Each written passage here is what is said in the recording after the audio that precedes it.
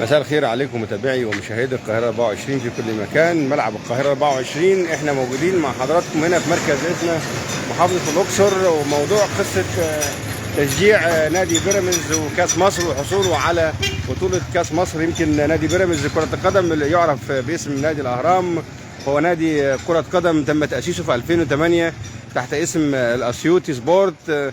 طبعا قبل بيعه طبعا للملك الامير التركي آل الشيخ عام 2018. مقره في استاد الدفاع الجوي. احنا حضراتكم اعزائي متابعي ومشاهدي القاهره 24 في كل مكان، ملعب القاهره 24 موجودين مع المشجع اول مشجع في اسنا شفناه موجود في ملعب الدفاع الجوي لحظه ماتش مباراه بيراميدز اللي حصل فيها على كاس مصر. يمكن احنا دلوقتي موجودين مع اسرته وفي المكان وفي مكان العيله، هو موجود متجمع مع يعني احبائه بيحتفل معاهم بكاس مصر اللي حصل عليه النادي اللي هو بيحبه وبيعشقه في شارع الحتوت، يعني في مركز اسنا بجوار معبد اسنا، المكان التاريخي الجميل ده. هنتعرف دلوقتي على ابن عمه وبعد كده ندخل للدكتور بتاعنا ويحكي لنا قصته مع نادي بيراميدز. عرفنا بنفسك كده واحكي لنا قصه الدكتور مع نادي بيراميدز. يعني انا اخوك الشاذلي حته، بشتغل في وزاره الشباب والرياضه في اداره شباب اسنا، ماسك مدير مركز الشباب الجايزه باسنا. احنا الدكتور عبد الرحمن طبعا هو متميز في التعليم من صغره، ومن صغره هو راجل متعلم وليه في التعليم ودايما متفوق، وفي دراسته كان متفوق. وفوجئنا ان هو من 3-4 سنين كان بيدخل معانا في حوار وفي نقاشات ان هو بيشجع بيراميدز. ازاي يا دكتور؟ طب احنا كلنا في الصعيد بنشجع اهلي زمالك، لكن هو اصر على موقفه واصر على انه هو يكون اول مشجع للبيراميدز. عرفناه في العيله عندنا يعني. اصر على موقفه واصر انه هو دايما يحضر ماتشاتهم ويتكلم عنهم ويتابعهم ومتابع جيد ليهم يعني. يعني دكتور، احنا فوجئنا ان الدكتور اهو، يعني احنا اصرينا ان احنا نطلع في مكان العائله، في مقر العائله، عائله الحتوت يعني في مركز اسنا في محافظه الاقصر. المشجع نسميك مشجع نادي بيراميدز يعني، واحكي لنا يعني تجربتك مع نادي بيراميدز. انت اصلا كنت اهلاوي ولا كنت زملكاوي؟ لان المتابعين كلهم بيسالوا السؤال ده دايما كل لقاء نعمله. قالوا انت لسه كنت طالع مع دكتور قبل كده شهير، دكتور الانف واذن، دلوقتي لا احنا مع دكتور. عرفنا بنفسك الاول، عرف الشيء المشاهدين على الموضوع بتاعنا. أنا دكتور عبد الرحمن حتة، رئيس قسم الجراحة في مستشفى طيبة التخصصي في اسنا. بسم الله ما شاء الله. موضوع كنت أهلاوي ولا زملكاوي؟ لا أنا كنت أهلاوي، بس الكلام ده يعني من آخر فترة، يعني من 5 سنين يعني. لحد فترة معينة كده، بس يعني خدت قرار إن أنا مش هشجع الأهلي. يعني مش حابب أتكلم في الأسباب، لكن بعدها كان بداية إنشاء بيراميدز. اقتنعت بالفكرة وزاد حبي قوي بقى مع انضمام عبد الله السعيد. أنا كنت بحب عبد الله خالص. عبد الله السعيد. انا كنت بحب عبد الله خالص، زاد يعني حبي للنادي ومع وصول عبد الله يعني انت بدات تتابع نادي بيراميدز لما لعيبه يعني الاهلي من قبلها من قبلها، لكن انا بحب عبد الله خالص، فمع وصول عبد الله يعني زاد حبي بدات تتابع النادي وتتابع ماتشاته وتتابع كل حاجه من 2019. يعني احنا هندخل مع حضرتك ده، احنا طبعا حابين نطلع اللايف بتاعنا من المكان عباق التاريخ في اسنا، وهو جنب المعبد وجنب شارع العائله. هندخل مع حضرتك يعني نشوف المكان اللي انت تربيت فيه ونشأت فيه. اعزائي متابعي ملعب القاهره 24 في كل مكان، احنا موجودين مع المشجع اللي هو قرر انه يحضر المباراه النهائيه مع نادي بيراميدز في المباراه اللي كانت مخصصه. دخلنا يعني البيت اللي احنا فيه ده بيت تاريخي من زمان، هو مشجع اصيل اصر ان احنا نقعد في بيت العائله النهارده، وان شاء الله يكون الشبكه تكون حلوه باذن الله يعني. وهنشوف يعني هو حتى محتفظ بالتيشيرتات بتاعت النادي يعني، بسم الله ما شاء الله. ده عندك التيشيرت بتاع النادي طبعا يعني المنظر ده اول تيشيرت للنادي في 2019. انا اشتريته اول ما نزل، تيشيرت عبد الله السعيد. ده القصه كلها بقى. يمكن اعزائي متابعي ومشاهدي القاهره 24، احنا لما دخلنا في مكان يعني البيت عشان هو من البيوت التراثيه القديمه يعني. يعني هو هنطلع نكمل بره عشان الشبكه تكمل معانا وتحكي لنا بقى. يعني انت بدايه بدات بالتيشيرت اول تيشيرت لنادي بيراميدز. اول تيشيرت ده التيشيرت بتاع عبد الله السعيد. اول ما نزل ده بتاع 2019. 2019 انت عاشق من 2019 كده؟ من 2019 بعدها طبعا انا كنت بشجع النادي على طول.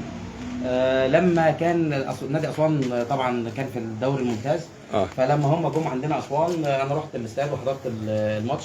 قابلت طبعا مجلس الاداره بالكامل، مهندس ممدوح عيد واستاذ عمر مدحت واستاذ عمر بسيوني، كل مجلس الاداره يعني ناس محترمه خالص. فطبعا مهندس ممدوح عيد لما عرف ان انا بشجع بيراميدز اداني التيشيرت الثاني. ده كان تيشيرت الفريق يعني التيشيرت ده طبعا 22. ده واخده هديه من رئيس النادي يعني؟ ده هديه من المهندس ممدوح عيد. يمكن احنا شفنا على التواصل الاجتماعي تكريمه ليك بعد المباراه ولا قبل المباراه؟ لا هو ده انا اللي كنت مدي الدرع، عشان بس في لغط حصل في الموضوع انه ده تكريم. لا انا اللي كنت واخد الدرع ده هديه، سلمته للمهندس ممدوح عيد في بعد الماتش. احنا كان على ارض الملعب يعني مع الاحتفالات بعد المباراه انت اللي اديتهم هديه؟ بعد ما شاء الله. يعني كانت تهنئه واهداء للنادي بعد الماتش. احنا طبعا نزلنا كل الجماهير واسر اللعيبه كلنا كنا نزلنا ارض الملعب في الاحتفالات. انا سلمته للمهندس ممدوح عيد. يعني هو الموضوع كان جميل، وشفنا الناس كلها فهمت ان هم اللي بيكرموا الجمهور طبعا. وبدا الناس تقول الجمهور ده رايح بفلوس والجمهور ده مش عارف ايه لا والله انا مسافر لحد اسكندريه على حسابي الخاص وراجع برضه على حسابي، يعني لا في وجبات ولا في الازايز. الكلام اللي اتقال ده دايما رايحين بوجبات ورايحين، انما انت واضح ان انت لا حد يعني هو كلام مش منطقي. يعني انا مش هسافر من اسنا لحد اسكندريه عشان خاطر اخد وجبه. ده كلام مش منطقي، ما يدخلش دماغ حد طبعا. يعني ده انا ما رضيتش على الناس. يعني هو من امبارح انا شايف كومنتات كتير على السوشيال ميديا وناس كتير بتقول حاجات زي كده، ما رضيتش ارد عليهم يعني، لانه يعني ده كلام عيب وكلام مش منطقي. يعني هو الواحد يعني كلنا شايفين ان نادي بيراميدز لما بينافس مع الاهلي والزمالك ده كله لصالح الكره المصريه طبعا. والله ده ظهر في الفتره الاخيره. يعني شكل الدوري بقى حلو. احنا من زمان الدوري بيخلص من قبلها ب 10 اسابيع و15 اسبوع، اول دوري يشهد الاثاره دي وكل الناس تبقى قاعده مترقبه نتائج كل الماتشات. كان في السيزون ده مين اللي عمل الطفره دي؟ بيراميدز. بالظبط. بغض النظر عن انه ما كانش فيه توفيق وفي حاجات ثانيه كانت بره الكوره يعني مش حابين نتكلم فيها، لكن الحدث اللي حصل في الكوره وكان فيه تطور والناس كلها مركزه مع نتائج الماتشات، لا ده طفره واللي كان سبب فيها بيراميدز. لو بيراميدز انا بقول لك من دلوقتي البيراميدز هينافس على بطوله الدوري بعد كده، يعني هيبقى في حاجه من طعم. كنا بننافس الفتره دي، مش هينافس، لا احنا كنا بننافس وبننافس وقبل كده في نهائي الكاس مرتين، مره مع الزمالك ومره مع الاهلي، ونهائي الكونفدراليه قبل كده مره، وقبل نهائي الكونفدراليه مره. لا احنا في الصوره من زمان يعني، مش حاجه هتبدا، لا ده الفريق من زمان موجود. لكن هي ما كانش فيه توفيق بس في انه اخر خطوه اللي هو تكسب البطوله، ودي ربنا الحمد لله كرم بيها في اخر ماتش في نهائي الكاس والحمد لله. احكي لي بقى احساسك لما يكون في مباراه بين بيراميدز والنادي الاهلي بقى. والله العواطف يعني بتاعتك بتبقى عامله ازاي والشعور اللي جواك بيبقى عامل ازاي يوم المباراه ده بالظبط؟ هو طبعا هو بيبقى ماتش طبعا غير اي ماتش، وماتشات بتبقى كلها حماس وماتشات صعبه. انا الماتش اللي هو كان في الدور الثاني في الدوري ده كنت موجود في الاستاد، وكان ماتش يعني غايه في الصعوبه والعنف. كنت في استاد الدفاع الجوي. الموضوع بس بيبقى فيه يعني ايه بعض النواحي الانتقادات شويه، وبيبقى منتظر بقى صحابنا وقرايبنا الاهلاويه بيبقوا كتار، فبيبقى فيه يعني ايه بعد الماتش او قبل الماتش او اثناء الماتش حتى. يعني معايا جوز اختي في اسكندريه، اول ما يبقى فيه جول للاهلي مثلا ولا حاجه يكون بيرن قبل الكوره ما تدخل. فبيبقى فيه يعني حفله شويه، ويعني بتبقى اجواء كويسه برضه. عامه الجمهور اللي دلوقتي دايما بيتكلم معانا، دايما الجمهور دلوقتي اللي معانا حاليا جمهور النادي الاهلي، كله دلوقتي بيعلق لحضرتك جمهور النادي الاهلي. يعني تقول احنا طبعا بنحترم كل الجمهور طبعا، وجمهور النادي الاهلي يعني احنا عايزين يبقى فيه مشجعين في كل الروابط وفي كل. فكرت بقى انا والدي الله يرحمه كان اهلاوي شديد خالص، ومعروف في البلد كلها ان هو كان اهلاوي متعصب. وكل اصحابنا واهلنا ومعظم الناس اهلاويه، يعني مش هنقدر ننكر حاجه زي كده. لكن يعني طالما الامور في اطار الود والهزار وما تخرجش عن كون ان هي كوره. طبعا. طب هو دايما احنا الحاله الثانيه نطلع معاها الدكتور برضه، دكتور يترك النادي الاهلي ويذهب لتشجيع نادي اخر. يعني من فتره كنا مع دكتور ساب النادي الاهلي وشجع نادي الزمالك. مش غريب ان انت تسيب النادي الاهلي وتروح تشجع فريق بيراميدز، فريق لسه يعني جديد من 2018. بس انا مش يعني انا بشجع الفريق من بدايته، من بدأ مقتنع بالفكره من ساعه ما ظهر. من اول ما ظهر النادي. يعني مش انا ما سبتش الاهلي ورحت مثلا على الزمالك، طب ما راح اشجع نادي جديد ونادي بتاريخ. لا انا كنت مؤمن بالفكره، ويعني انا يعني بعاند على الحاجه اللي انا مقتنع بيها، فكملت معاهم والحمد لله بدا يبقى في ناس كتير بتحب النادي، وبقى في جماهير، اي نعم مش كتير لكن موجودين.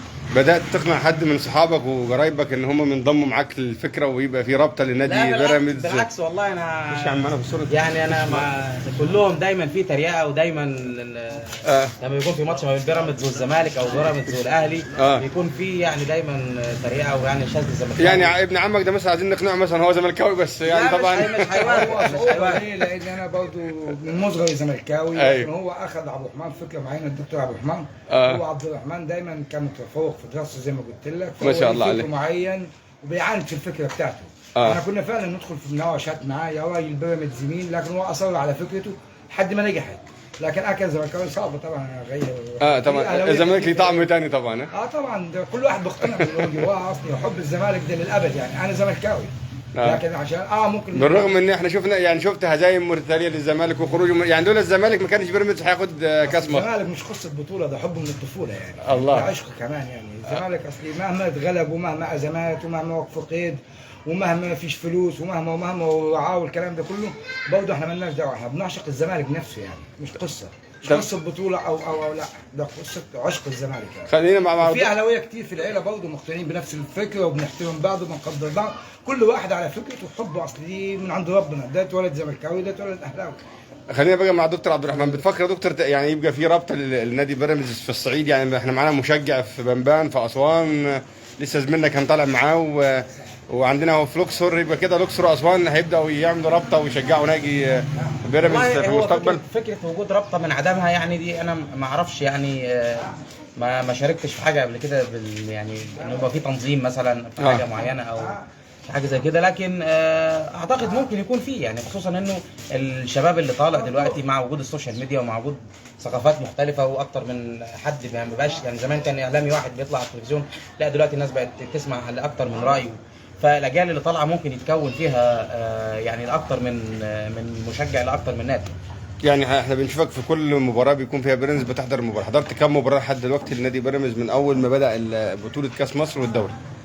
حضرت المباراه بتاعت بيراميدز واسوان اللي كانت في استاد اسوان، وحضرت مباراه بيراميدز والاهلي اللي كانت في استاد الدفاع الجوي، ومباراه نهائي الكاس بيراميدز وزد في طبعا نهائي الكاس دي طبعا اخدت اجازه وقلت لازم احضرها طبعا. ده كان يعني عشان خاطر الاقي حد يغطي مكاني، ده كان يعني حوار. عملت المستحيل عشان تحضر المباراه. كان عندك امل ان البطوله ليكم ولا كنت خايف؟ لا انا كنت خايف طبعا، لانه كان في حاله من النحس في السنين اللي فاتت.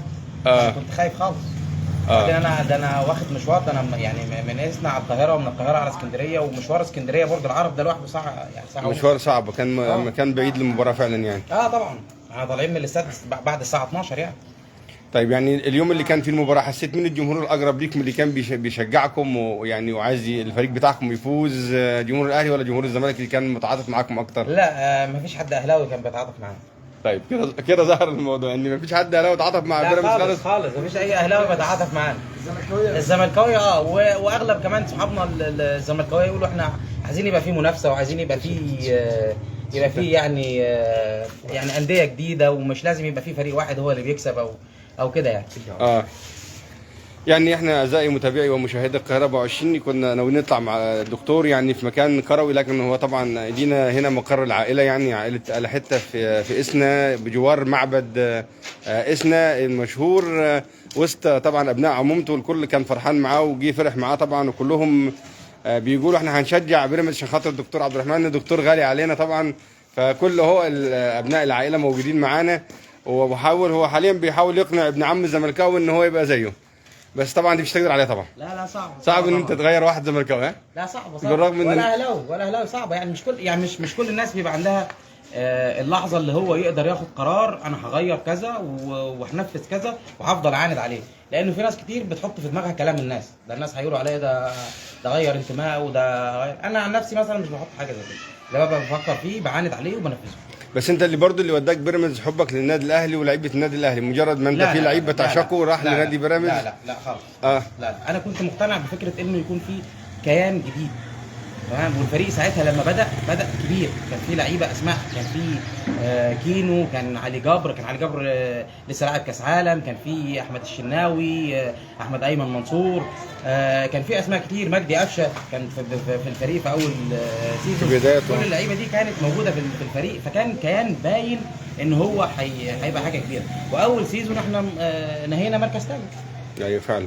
يعني النادي دايما وكمان عينه على لعيبه كبار وبيحاول يتفاوض مع لعيبه كبار. طبعا واضح ان النادي فيه خلاص يعني احنا يعني خلاص خلال اليومين دول عبد الرحمن مجدي رسميا في بيراميدز، يوسف اوباما رسميا في بيراميدز، وصديق انت عندك كمان بيان بالصفقات اللي حصلت يعني. يعني بقول لك هو عبد الرحمن مجدي ويوسف اوباما، وخلاص صديق اوبولا يعني في اللحظات الاخيره كمان. بسم الله ما شاء الله. انت عندك تواصل مع مجلس الاداره وعندك يعني تواصل مع مش طبعا مش في الحاجات بتاعت الصفقات يعني، مش طبعا دي هتبقى اسرار صفقات. عندك في علاقات بتربطك بلعيبه نادي بيراميدز؟ تعرف حد منهم سلمت عليهم في يوم الاحتفال؟ سلمت عليهم طبعا في الماتشات في الاحتفالات، لكن مفيش علاقات يعني. لكن انا اعرف الاستاذ عمر مدحت في مجلس الاداره برضو المركز الاعلامي للنادي برضو في اوقات كتير برضو كنا بنتواصل معاهم، وان شاء الله الفتره اللي جايه يعني الدنيا تكبر يعني. حابب توصل رساله لجمهور النادي الاهلي وجمهور النادي الزمالك دلوقتي اللي بيشاهدوك، تقول لهم ايه يعني من خلال القاهره 24؟ انا يعني مش هوجه رساله لكل الجمهور، لكن انا اقول لكل قرايبي وزمايلي اللي كانوا دايما بيتريقوا عليا، انا مش زعلان منكم، انا زعلان عليكم. انت مش زعلان منهم، انت زعلان عليهم. يعني بنهايه الكلمات الجميله دي هنشوف كده فرحه يعني كل الجماهير الصغيره اهو، يعني ابن عم دكتور يعني معاهم اهو التيشيرتات بتاعت نادي بيراميدز، التيشيرت القديم والتيشيرت الجديد، واللي حكى لنا الدكتور قصتهم الاثنين. يعني اعزائي متابعي ملعب القاهره 24 في كل مكان، احنا كنا موجودين معاكم مع مقر عائله الدكتور عبد الرحمن المشجع اللي هو مقتنع جدا بفريقه، وشايف ان هو كده اللي بيعمله ده في صالح الكره المصريه، وحب الناس كلها تفكر كويس وتاخد قرار لو هي شايفه لعيب محترم او فرقه محترمه زي نادي بيراميدز يشجعها ومفيش مشكله. يعني الكره المصريه كله ده في صالح الكره المصريه. اعزائي متابعي الملعب القاهره 24 كنا مع حضراتكم من مركز اسنا محافظه الاقصر. كنت حابب اوري حضراتكم المكان التاريخي اللي احنا موجودين فيه، يعني في اسنا بجوار معبد اسنا، معبد اسنا يعني القديم. بنسى في التليفون. شكرا متابعي ومشاهدي القاهره 24 في كل مكان. كنا مع المشجع اللي هو بقرر انه يشجع